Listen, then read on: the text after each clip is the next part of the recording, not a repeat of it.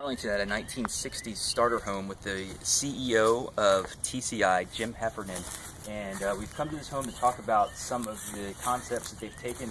This, again, originally 1960s starter home, and converted it to a modernized property, perfect for any family, millennial starter couple, anything along those lines. He's going to take us through today and show us some of the features that they've been able to convert to a modernized property.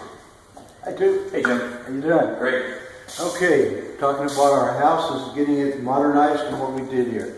The first thing that the starter home or the new buyer today in 2016 wants is an open house.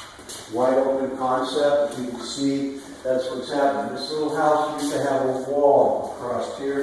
That wall has been removed now to allow the kitchen to be larger. We've got an island in place here that can allow to sit. You have the dining room. The big change to this house, if you were used to seeing these houses, right here would have been a sliding door that would have allowed you to go out to a 10 by 12 patio. What we have done is did some re-engineering and added a 300-foot addition to this property. And all of these homes, keeping the kitchen private and the dining room separate was the way it was in the 60s and the 70s and the 80s. What we do is come in here and take out the living room to dining room wall. As you can see here, we have to keep a beam, but now this room is totally wide open. It allows you to get an island instead of a table, which is another plus because you get more storage underneath. And you got your breakfast workstation, and you can stay away from the dining room table until you have your big dinner. So this gives you your open space very simply.